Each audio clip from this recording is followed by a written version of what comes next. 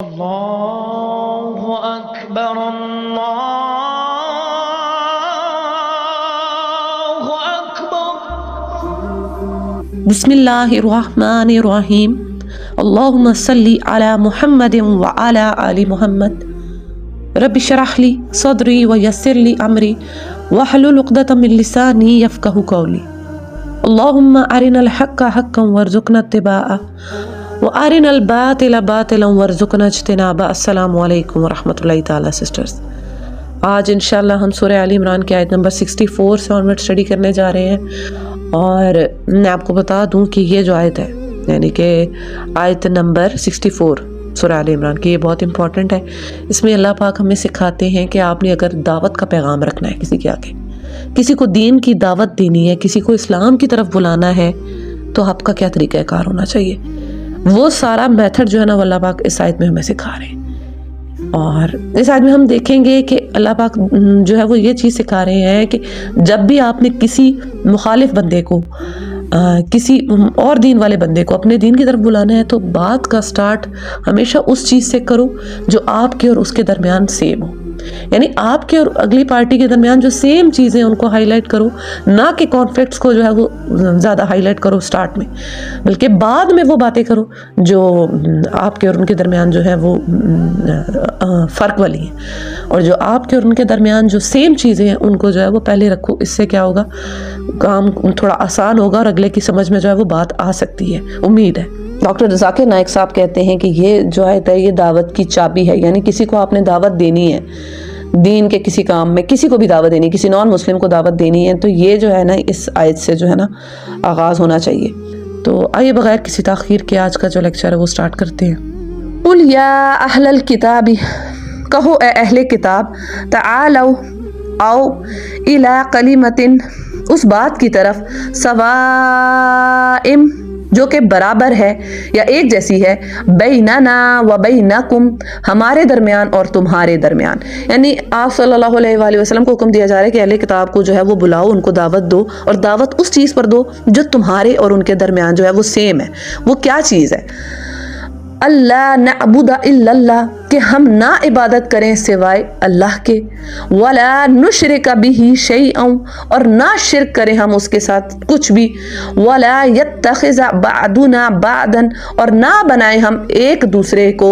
اربابا من دون اللہ، یعنی ہم آپس میں ایک دوسرے کو جو ہے وہ رب نہ بنا لیں اللہ کے سوا۔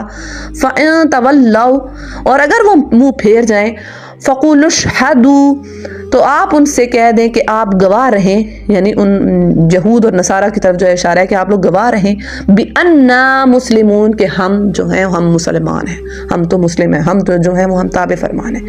یعنی آپ صلی اللہ علیہ وآلہ وسلم کو سکھایا جا رہا ہے کہ آپ صلی اللہ علیہ وآلہ وسلم نے جب یہود یا نصارہ کو جو ہے وہ دعوت دینی ہے، تو پہلے بات جو ہے سٹارٹ جو کرنی ہے وہ ان چیزوں سے کریں جو ان میں اور آپ میں سیم ہے، یعنی توحید۔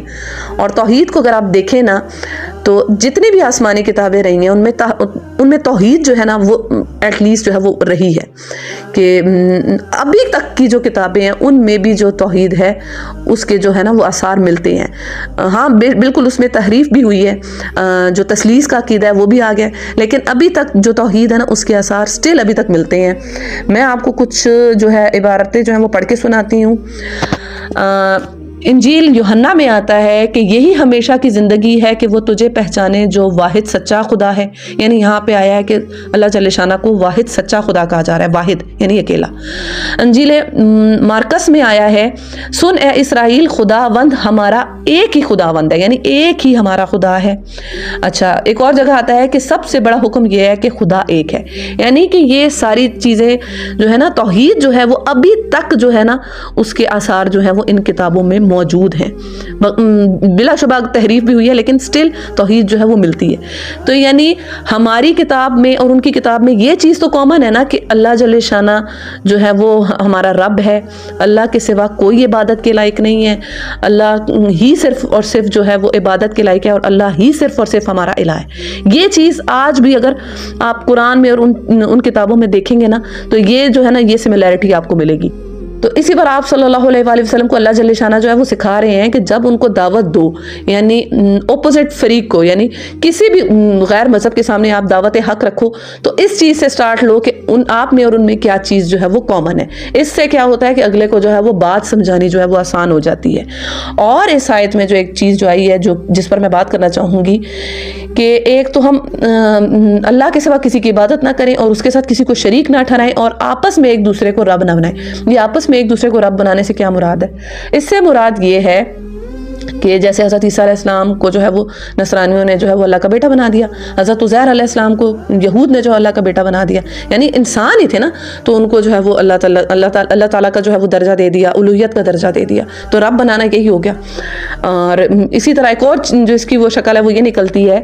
کہ انہوں نے اپنے عالموں کو، اپنے جو ان کے پریسٹ تھے، جو پاپس تھے یا جو ان کے مذہبی پیشوا ہوتے تھے، ان کی باتوں کو یہ مانتے تھے اور جو کتاب میں چیز لکھی ہوتی تھی اس کو یہ نہیں مانتے تھے. عدی بن حاتم کی روایت آتی ہے کہ ترمذی میں یہ 3095 نمبر پہ ہے کہ جب وہ آپ صلی اللہ علیہ وآلہ وسلم کی خدمت میں آئے، جب وہ عیسائی تھے اور پھر بعد میں انہوں نے اسلام قبول کیا، تو انہوں نے یہ آیت قرآن کی جو ہے وہ آپ صلی اللہ علیہ وسلم کے سامنے رکھی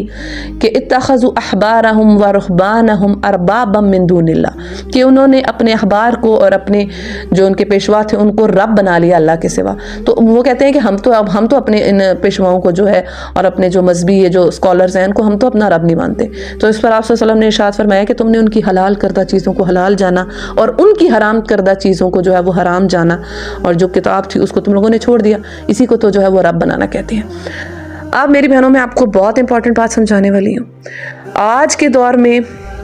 اگر ہم دیکھیں نا اس چیز کو، تو ہم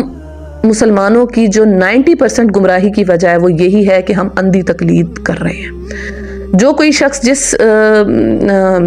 فرقے سے یا جس فقے کو فالو کر رہا ہے وہ بلائنڈلی فالو کر رہا ہے اور وہ اپنے اس چیز کو جو ہے وہ چھوڑنے کو تیار نہیں ہے. یہ چیز بھی اس میں آ جاتی ہے. میں آپ کو جو ہے وہ ائمہ کرام کے جو ہے وہ اقوال سناتی ہوں. امام ابو حنیفہ کا قول ہے کہ جب صحیح حدیث مل جائے تو وہی میرا مذہب ہے. اور اس کے ساتھ ساتھ آپ رحمہ اللہ علیہ نے مزید ارشاد فرمایا صحابہ اور رسول کے مقابل میں میرے قول کو جو ہے وہ ترک کر دو. یہ کون کہہ رہے ہیں؟ یہ امام ابو حنیفہ رحمہ اللہ علیہ فرما رہے ہیں کہ جب تمہیں صحیح حدیث مل جائے تو وہی میرا مذہب ہے، اور صحابہ کے قول اور رسول اللہ صلی اللہ علیہ وآلہ وسلم کے مقابلے میں جو ہے میرے قول کو جو ہے وہ ترک کر دو. اور اسی کے ساتھ ساتھ میں آپ کو امام شافعی کا قول سناتی ہوں. آپ رحمہ اللہ علیہ فرماتے ہیں کہ اگر میری کوئی بات صحیح حدیث کے خلاف ہو تو حدیث کو لے لو اور میری بات کو چھوڑ دو. یہ امام شافعی رحمہ اللہ علیہ فرما رہے ہیں. اور امام مالک رحمہ اللہ علیہ نے فرمایا کہ ہر انسان کی بات قبول بھی کی جا سکتی ہے اور رد بھی کی جا سکتی ہے سوائے رسول اللہ صلی اللہ علیہ وآلہ وسلم کے. یہ امام مالک رحمہ اللہ علیہ فرما رہے ہیں. یعنی ان ائمہ کرام نے جو ہے وہ یہی بات کہی ہے کہ جہاں آپ کو صحیح حدیث ملے اور وہ ہماری بات جو ہے اس صحیح حدیث کے خلاف ہے تو آپ ہماری بات کو چھوڑ دیں اور اس حدیث کو لے لیں. ٹھیک ہے. آج اگر ہم لوگوں کے سامنے صحیح حدیث رکھتے ہیں تو وہ پہلے کہتے ہیں نہیں جی ہم اس کو فالو کرتے ہیں، ہم فلاں فرقے کے فالوورز ہیں، ہم تو اس چیز کو فالو کرتے ہیں، ہمارے امام جو ہے اس میں یا ہمارے اس فرقے میں جو ہے وہ یہ چیز آئی ہے. یہ اتنی غلط چیز ہے کہ آپ جو ہے یہ بھی وہی بات ہوگی نا کہ آپ نے جو ہے وہ رسول اللہ کے مقابلے میں جو ہے وہ ان ہستیوں کو جو ہے وہ آپ لے آئے ہیں. یعنی آپ نے اللہ کا حکم پیچھے کر دیا، رسول اللہ کا حکم پیچھے کر دیا اور اندھی تقلید کر رہے ہیں. اور صرف لوگوں کے پاس جو ہے وہ دلیل کیا ہوتی ہے کسی غلط کام کو یا کسی غلط چیز کو فالو کرنے کی کہ یہ ہمارے ہاں ہوتا آیا ہے، ہمارے آباء و اجداد جو ہیں وہ یہی کرتے آئے ہیں، ہمارے بڑے بھی یہ کرتے تھے، ہم بھی یہ کریں گے، ہمارے اگلے بھی یہ کریں گے، ان سے اگلے بھی یہی کریں گے کیونکہ یہ ہوتا ہے. اور دیکھیں ہم قرآن میں یہ چیز پڑھتے ہیں کہ آباء و اجداد تک جو ہے وہ جب بھی بات جاتی ہے تو وہ ان میں ہمیشہ جو ہے وہ گمراہی ہوتی ہے کہ ہم اپنے باپ دادا کو تو ہم اس مذہب پر نہ پاتے تھے، ہمارے باپ دادا تو یہ نہ کرتے تھے، وہ نہ کرتے تھے. یہ ساری چیزیں اللہ جل شانہ نے قرآن میں ہمارے سامنے رکھی ہیں کہ جب بھی ان کو جو ہے وہ دعوت حق دی جاتی تھی تو وہ یہی کہتے تھے کہ ہمارے باپ دادا تو یہی کام کرتے آئے ہیں، ہم بھی یہی کریں گے. دیکھیں انسان کو عقل دی گئی ہے، اسی لیے دی گئی ہے کہ وہ اس کو استعمال کرے. اور ابھی ہم نے آیت مباہلہ پڑھی کہ آپ صلی اللہ علیہ وآلہ وسلم کو جو ہے اللہ جل شانہ نے حضرت عیسیٰ علیہ السلام کے متعلق جو ہے وہ صحیح طور پر عقیدہ سمجھایا کہ حضرت عیسیٰ علیہ السلام کی صحیح حقیقت کیا ہے، ٹرو سٹیٹس کیا ہے. اس پر آپ صلی اللہ علیہ وآلہ وسلم نے ان کے آگے دلائل رکھے، پھر مباہلہ کیا.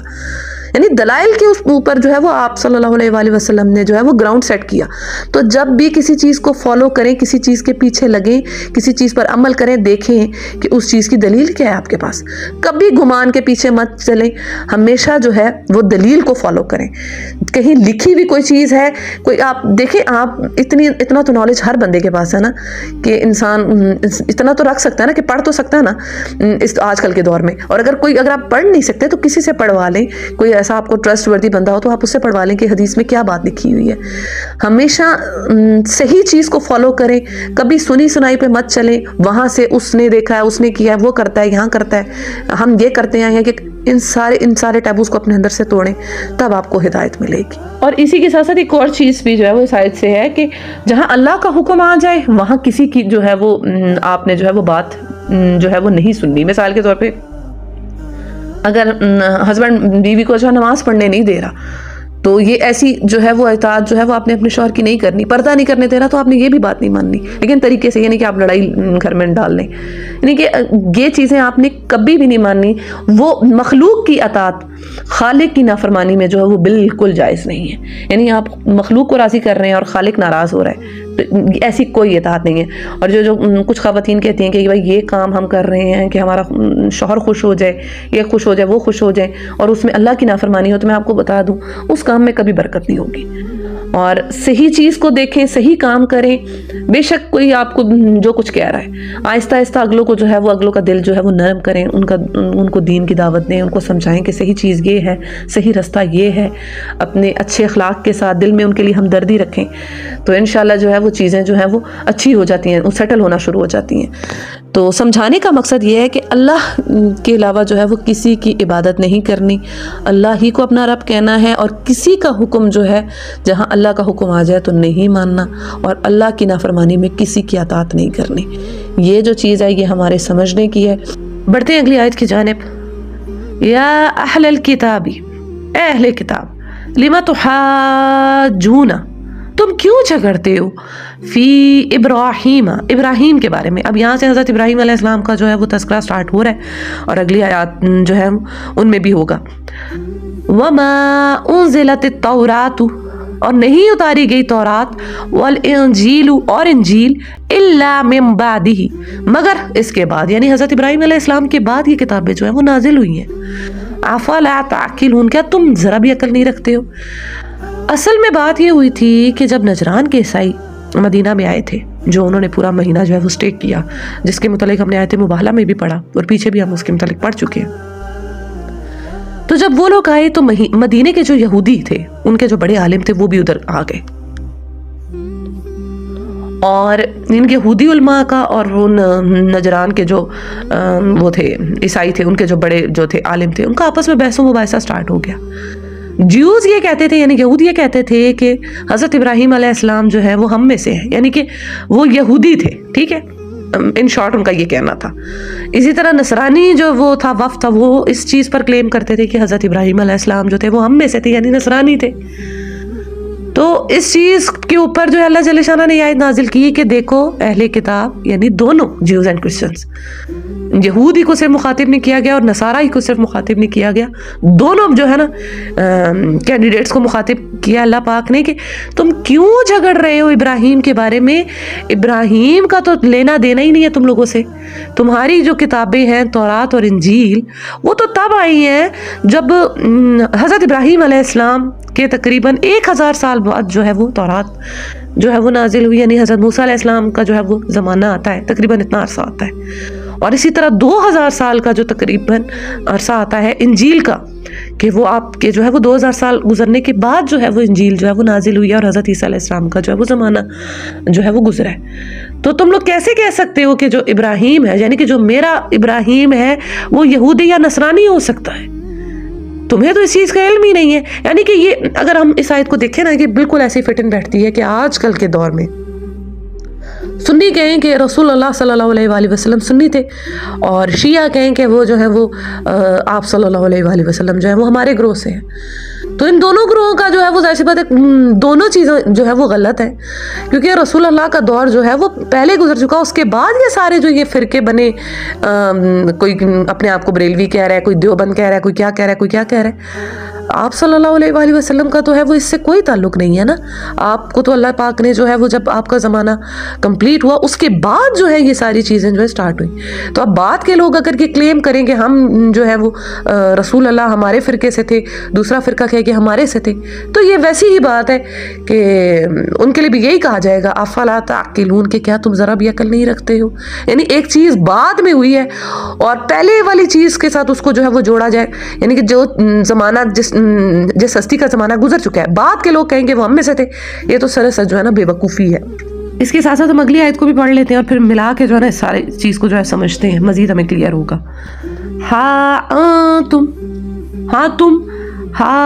ہؤلائی، تم وہ لوگ ہو، حاججتم، جھگڑا کیا تم نے، فیما، اس معاملے میں، لکم، تمہارے لیے، بھی علم، جس میں تمہارے لیے کچھ علم تھا، فلیما، پھر کیوں، تحاجون، تم جھگڑتے ہو، فیما لیس لکم بھی علم، کہ جس میں تمہارے پاس کچھ بھی علم نہیں ہے، واللہ یعلم، اور اللہ جانتا ہے، وانتم لا تعلمون، اور تم نہیں جانتے ہو۔ اچھا جی، یہ آیت آئی ہے کہ تم اس چیز کے بارے میں جھگڑتے ہو جس کے بارے میں تم نے جو ہے وہ تمہارے پاس کچھ علم تھا، یعنی تم نے پاسٹ میں بھی جو ہے وہ اس چیز کے بارے میں جو ہے وہ جھگڑا کیا ہے۔ یعنی کس چیز کے بارے میں؟ یعنی حضرت عیسیٰ علیہ السلام کے بارے میں، کہ جو نجران کے جو عیسائی تھے وہ آپ صلی اللہ علیہ وسلم کے ساتھ بحث کر رہے تھے اور اپنا عقیدہ بتا رہے تھے کہ ہمارا تو عقیدہ یہ ہے اور ہم تو یہ مانتے ہیں، اس طرح سے ہم اس چیز کے قائل ہیں۔ تو اللہ پاک کہہ رہے ہیں تم نے اس چیز کے بارے میں جھگڑا کیا جس کے بارے میں تمہیں کچھ تھوڑا بہت پتا تھا، یعنی کہ حضرت عیسیٰ علیہ السلام کا دور تم لوگوں نے دیکھا، تمہیں پتا ہے، تم لوگوں کی جو کتاب ہے وہ اسی ٹائم کی ہے، ٹھیک ہے، کچھ باتیں تمہیں جو ہے وہ اس ٹائم کی پتا ہے، تمہارے عقیدے غلط بھی ہیں، کچھ چیزوں کا تمہیں جو ہے وہ صحیح نالج بھی ہے، لیکن حضرت ابراہیم کے بارے میں یعنی کہ اللہ پاک پھر کہہ رہے ہیں فَلِمَ تُحَاجُّونَ، پھر تم اس چیز کے بارے میں فی ما لیس لکم بہ علم، کہ جس چیز کے بارے میں تمہارے پاس کچھ علم بھی نہیں ہے، تم پھر کیوں جھگڑ رہے ہو؟ یعنی ابراہیم علیہ السلام کا تو تم لوگوں نے نہ دور دیکھا ہے، نہ تمہاری کتاب اس ٹائم نازل ہوئی ہے، نہ تمہارا جو وقت کا پیغمبر تھا اس ٹائم آیا ہوا ہے، اس سے تو بہت عرصہ پہلے جو ہے وہ جو ہے ہمارا جو ابراہیم ہے وہ گزر چکا ہے اس کا دور، تو تم کیسے اپنے آپ کو جو ہے وہ ابراہیمی کلیم کر سکتے ہو؟ کیسے کہہ سکتے ہو کہ تم لوگ دین ابراہیم پر ہو؟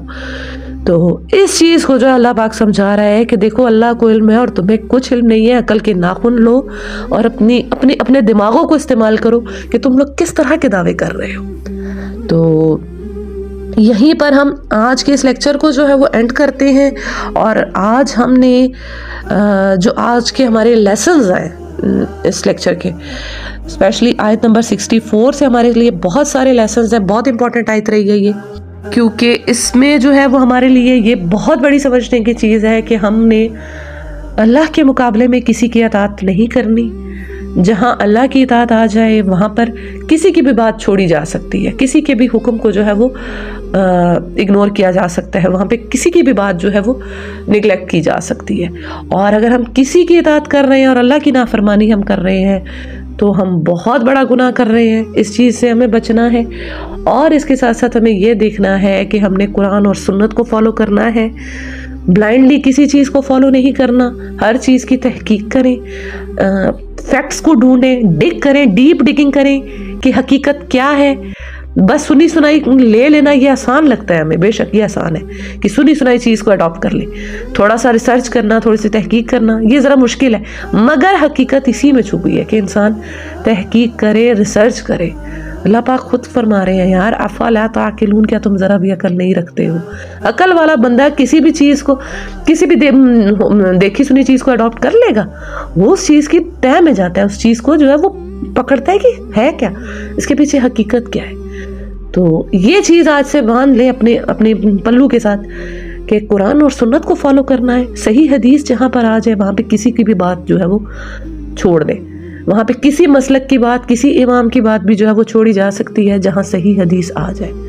اور اس چیز ہی کو فالو کریں جو رسول اللہ صلی اللہ علیہ وآلہ وسلم نے جس پر ہمیں عمل کرنے کا حکم دیا ہے۔ بے شک اللہ کا جو حکم ہے وہ رسول اللہ صلی اللہ علیہ وآلہ وسلم کے تھرو ہم تک پہنچائے۔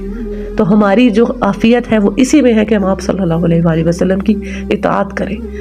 سچے دل سے ایمان کے ساتھ اطاعت کریں، اور آپ اس چیز کو لے کر اللہ سے دعا کریں کہ یا اللہ ہمیں سیدھا رستہ دکھا اور پھر اس رستے پر چلنے کی توفیق عطا فرما۔ آپ کے لیے خود بخود رستے بنتے جائیں گے۔ تو آج کے لیکچر کو ہم یہیں پہ ختم کرتے ہیں، اور میری اللہ تعالیٰ سے اگین یہی دعا ہے کہ اللہ ہمیں صراط مستقیم پر چلنے کی توفیق عطا فرما اور دوسروں کو بھی اسی رستے پر بلانے کی توفیق عطا فرما، اور اس پیغام کو زیادہ سے زیادہ اپنی دینی بہنوں کے ساتھ شیئر کیجیے گا۔ دعا میں یاد رکھیے گا۔ السلام علیکم ورحمۃ اللہ۔